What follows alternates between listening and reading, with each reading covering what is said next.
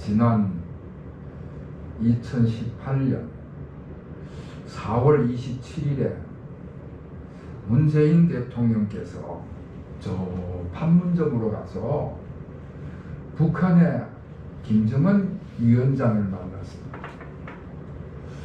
그리고 그해 9월 달에 9월 29, 19일에는 직접 평양에 가기도 하고, 그 다음 날은 김정은 위원장하고 같이 백두산에 올라가기도 했습니다. 윤석열 대통령도 지난 광복절 기념사에서 북한에 담대한 부상을 제안했습니다. 북한에 대규모의 식량을 공급해주고 발전과 송배전 인프라를 지원해주겠다.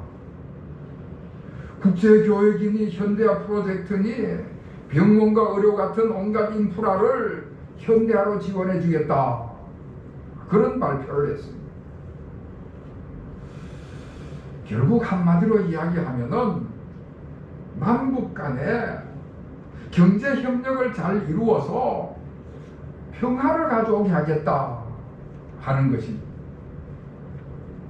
그런데 이 좋은 계획을 가지고 남북 정상이 만나기도 하고 또 만나자고 하고 그러는데도 불구하고 이루어진 것은 하나도 없습니다. 국내적으로는 정부와 여당과 야당이 각각 다른 말을 쏟아내놓고, 국제적으로는 한반도를 둘러싸고 있는 미국이나 일본이나 중국이나 러시아 같은 이런 강대국들이 온갖 방해를 하는 것입니다. 그러니까 그런 것들은 또 다른 한편으로 한반도의 평화를 위협하는 세력들입니다. 지금 러시아와 우크라이나가 전쟁을 하는데 계속 그 전쟁이 길어지면서 전 세계가 온통 몸살을 앓고 있습니다. 두 나라만의 문제가 아니라 전쟁이 전 세계적 경제적인 문제로 얽혀 있어가지고 굉장한 고통을 겪고 있습니다. 심지어 들려오는 이야기가 상상조차 할 수 없는 핵전쟁이 발생할지도 모른다.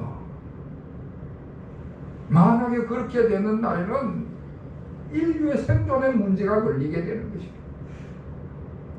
여러분, 이런 국내외 뉴스를 우리가 볼 때마다 이 세상에서 우리가 평화를 기대하기가 어렵다.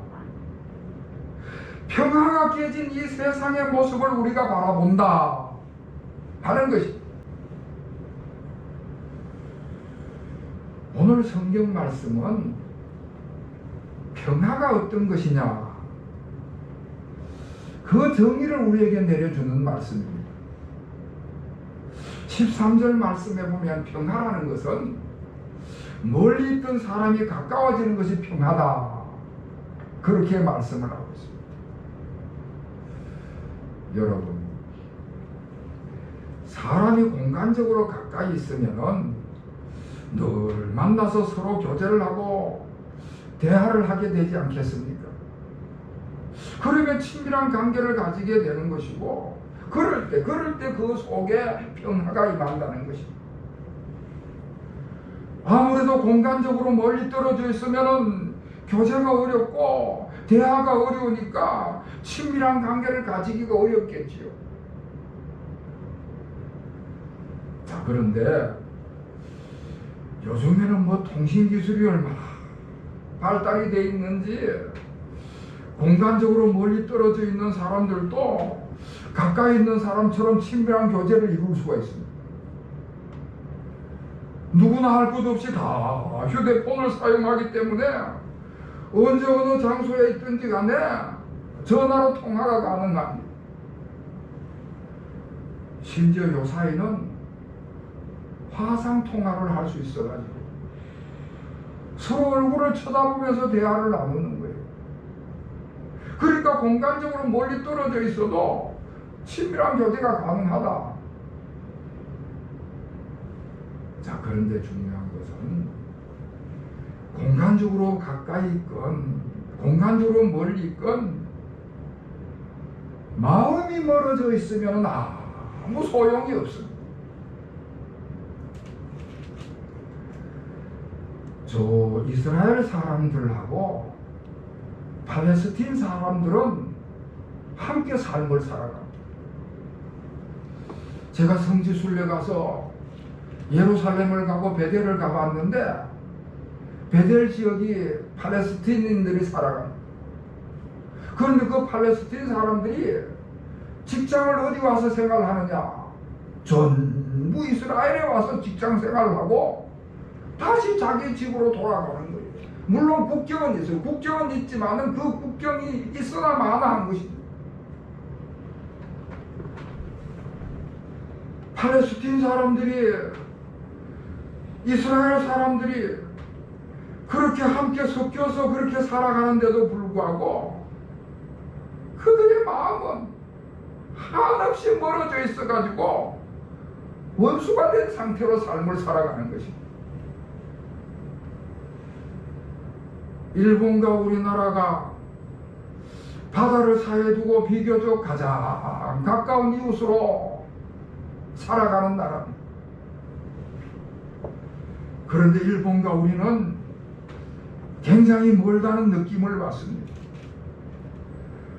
툭하면 일본의 총리가 무슨 신사참배를 했다느니, 그러면 또 우리나라는 일본 제품 불매운동을 벌여가지고 그렇게 티격태격 다투는 모습을 보게 됩니다. 우리가 이런 기사를 볼 때마다 참 우리나라하고 일본은 가까이 하기가 어려운 나라구나. 마음이 한없이 멀어지는 느낌을 받는 것입니다. 심지어 한 집에 살아가는 부모 형제들도 부부간에도 마음이 멀어져 있는 사람들을 얼마든지 볼 수가 있습니다. 한 집에 살면서 한 지붕 아래 살면서 한솥밥을 먹는데 그런데 마음이 한없이 멀어진 그런 경우를 볼 수가 있습니다. 여러분, 이런 경우는 관계가 깨어지는 것입니다. 관계가 깨어지니까 평화가 없는 것이지. 평화라는 것은 이렇게 멀리 있는 사람들이 공간적인 것뿐만 아니라 마음이 멀어져 있는 사람들이 가까워지는 것이 평화다. 서로 관계가 회복이 되고 친밀한 관계를 가지게 되는 것이 바로 평화다. 그런 말씀. 자, 그리고 평화라고 하는 것은 14절 말씀에 보면은 중간에 막힌 담을 허는 것이 평화다. 중간에 막혀있는 담을 걸어서 서로 자유롭게 왕래를 하고 서로 활발하게 교제를 할 수 있는 그런 상태가 평화라는 것입니다. 옛날에 저 독일이 그 수도 베들린이 둘로 갈라져 있었어요. 그 독일이라는 한 나라의 수도인데 그 중간에다가 담을 높이 쌓아놓고 서쪽은 서베를린, 동쪽은 동베를린 그렇게 나눠져 있었습니다. 한 도시인데도 불구하고 중간에 담이 막혀 있어가지고 가족들이라든지 친구들이라든지 서로 왕래를 못하는 거예요. 벽돌로 담을 높이 쌓아놓고 군인들이 총을 들고 지키고 있다가 그 담을 넘어가지고 하자면 쏴 죽이는 겁니다. 지금 우리나라가 그렇지 않습니까? 남북을 가로지르고 있는 155마일의 철조망이 있습니다. 철조망에 근무하는 군인들을 보면요, 저는 서부전선에서 근무를 했는데 중부전선이나 동부전선 쪽으로 가면은 서로가 지척에서 얼굴을 마주 볼 수 있는 그런 정도로 가깝습니다. 그럼에도 불구하고 왕래를 못하니까, 교제를 못하니까, 담이 막혀져 있으니까 이념의 담으로, 권력장악의 담으로 그 권력을 유지하기 위한 그렇게 쳐놓은 담들이 가로막고 있는 것입니다. 여러분, 우리 사회 속에도 이와 같은 담들이 많이 있습니다. 출신 학교에 담이 있고, 출신 지역에 담이 있고, 사회 계층에 담이 있고, 세대가 갈라지는 담이 있고, 이런 담들을 높이 쌓아놓고는 그래서 인간관계가 깨어지는 것을 볼 수가 있습니다. 여러분, 그런 속에서는 평화가 이루어질 수가 없는 것입니다. 평화라고 하는 것은 이렇게 사람들 사이에 중간에 막힌 담을 헐어버리고 서로 자유롭게, 서로 활발하게 왕래하고 교류하고 친밀한 교제를 이룰 때에 그곳에 평화가 임하는 것입니다. 그리고 또 평화라고 하는 것은 오늘 14절에 있는 것과 같이 둘이 하나가 되는 것이 평화다. 둘로 나누어졌고 분열되어 있고 원수가 되어 있는 상태가 이제 다시 모여서 서로 화합을 하고 일치하는 것이 평화다 말씀을 하고 있습니다. 오늘 제가 읽어드린 그 말씀 본문에는 화평이라는 단어가 3번이나 나옵니다. 그 화평이라는 단어를 뒤집으면 평화가 되는 거예요.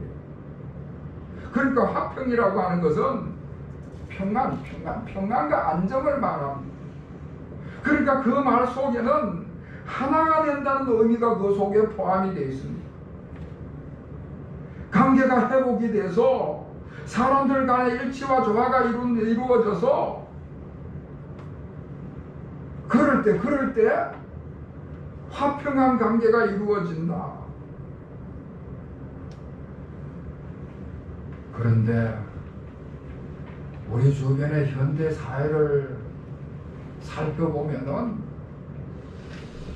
요즘 사람들이 얼마나 편가르기를 좋아하는지 모릅니다. 나하고 생각이 같고 취향이 같으면 한 편이 되는 것이고, 그렇지 못하면은 다른 편이라는 거예요. 비슷한 사람끼리 한 편이 돼가지고 그렇지 않은 사람을 다른 편으로 규정을 하는 것입니다.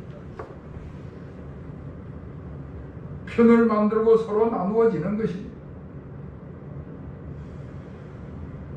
사랑하는 성도 여러분, 우리가 살아가는 이 세상이 이와 같은 세상입니다. 이와 같은 세상. 불행하게도 사람들이 자꾸 담을 쌓아놓고 편을 갈라놓고 그렇게 나누려고 하는 것입니다. 그러다 보니까 결국 이 세상은 자꾸 평화가 깨어지는 것을 경험을 하게 되는 것입니다. 이런 세상 속에서 누가 화평할 수 있겠는가? 이런 세상에서 어떻게 하면은 평화를 만들 수가 있는가? 여러분 13절 말씀, 우리 13절을 다 같이 읽겠습니다. 13절 시작. 이제는 전에 멀리 있던 너희가 그리스도 예수 안에서 그리스도의 피로 가까워졌느니라. 아멘. 오늘 성경은 우리에게 말씀하시기를 예수 그리스도께서 피 흘리심으로 멀리 있던 사람들이 가까워지게 하셨다. 예수 그리스도께서 자기 육체를 희생하심으로 사람들 사이에 막힌 담을 흐르셨다. 예수님께서 피를 흘리시고 자기 육체를 십자가에 죽으심으로 모든 사람들을 하나로 만드셨다. 아멘.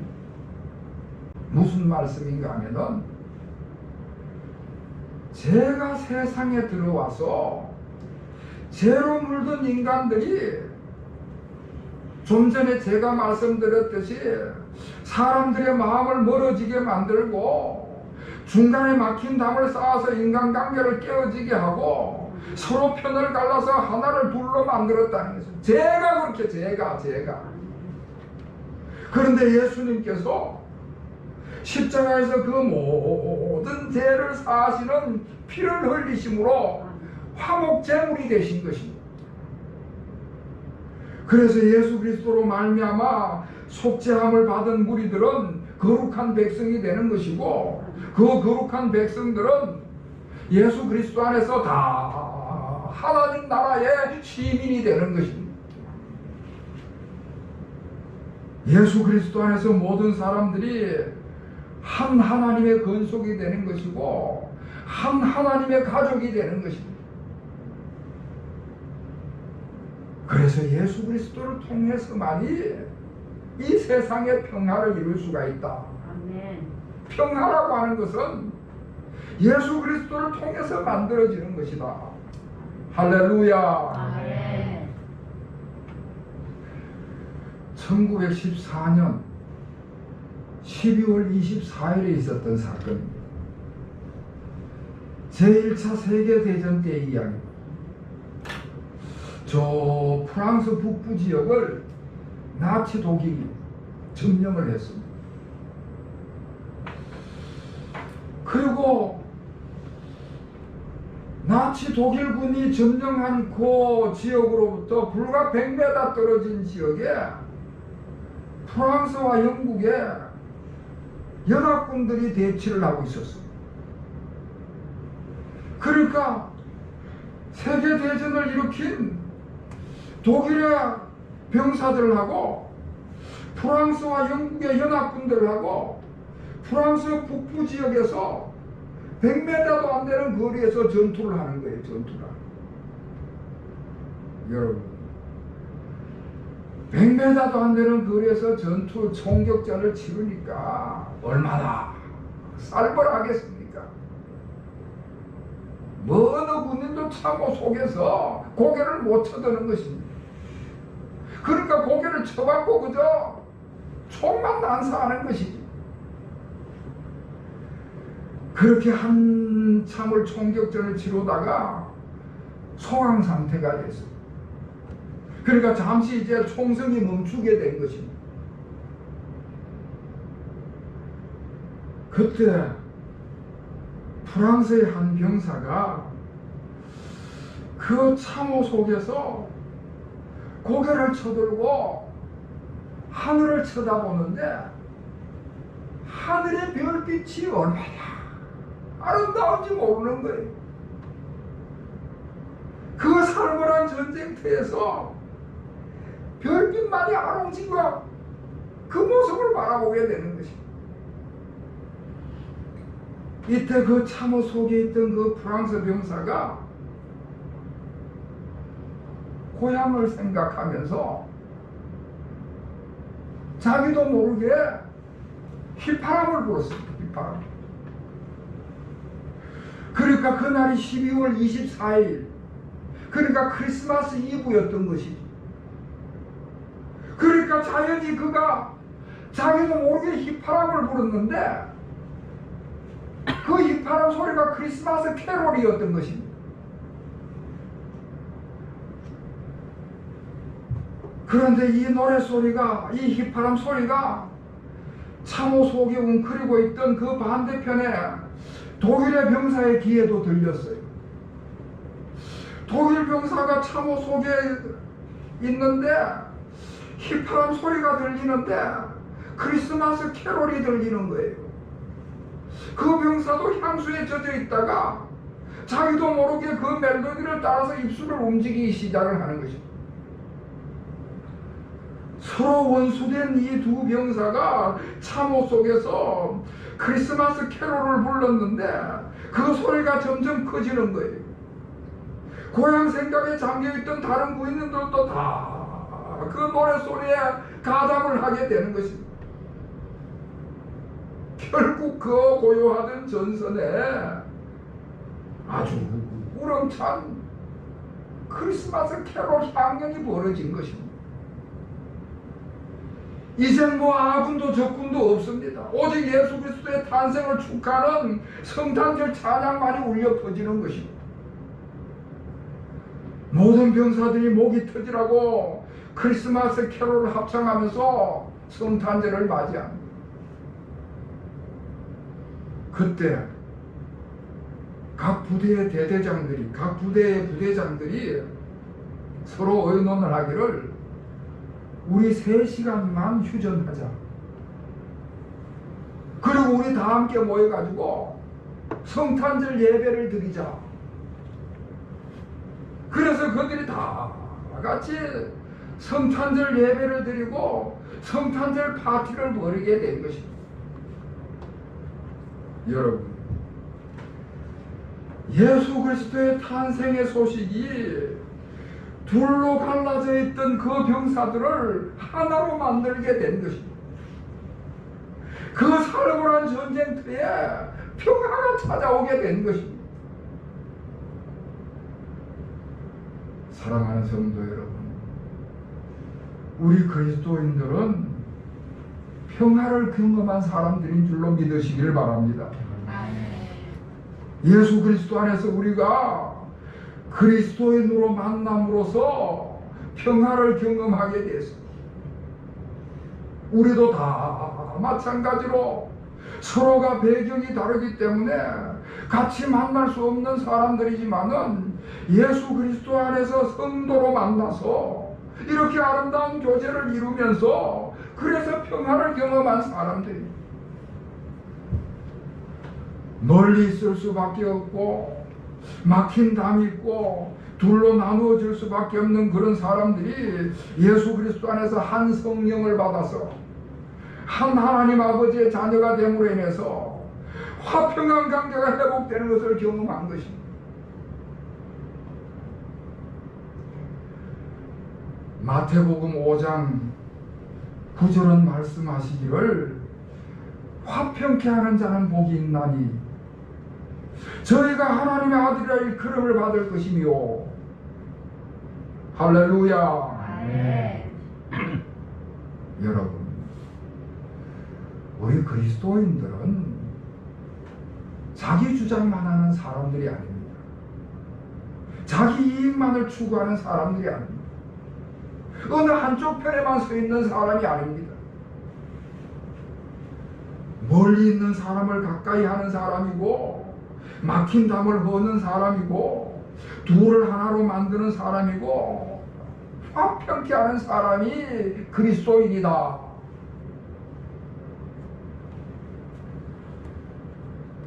지난 금요일부터 추석 연휴가 시작이 됐습니다.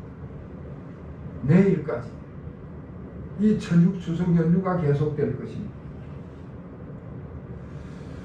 사랑하는 성도 여러분, 우리 교우들이 가는 곳마다 평화가 이루어지기를 주의 이름으로 축원합니다. 아멘. 우리 교우들이 가는 곳마다 다툼이 물러가고 평화가 임하기를 주의 이름으로 소망합니다. 아멘. 우리 교우들이 가는 곳마다 이 추석 명절, 우리 교우들이 있는 그곳이 평화가 이루어지는 그와 같은 자리가 될 수 있기를 다시 한번 우리 주님의 이름으로 축원합니다. 아멘. 기도하겠습니다. 하나님 아버지, 예수 안에서 저희들이 새 사람이 되어서 하나님과의 평화를 이루게 하심을 감사드립니다. 아멘. 죄로 말미암아 미움과 다툼과 분열로 가득했던 저희들에게 천국의 길을 여시고 영원한 평화를 맛보게 하심을 감사드립니다. 이제는 저희들로 인하여 멀리 있던 자가 가까워지게 하시고 중간에 막힌 담이 무너짐으로 사이좋은 관계가 이루어지게 하시고 둘이 하나가 되는 역사가 일어나게 하여 주시옵소서. 그리하여 하늘의 평화가 이 세상에 이루어지게 하시고 추석 명절로 인하여 우리 교우들이 가는 곳마다 어느 곳이든지 평화가 이루어지게 하여 주시옵소서. 예수 그리스도의 이름으로 간절히 기도하옵나이다. 아멘.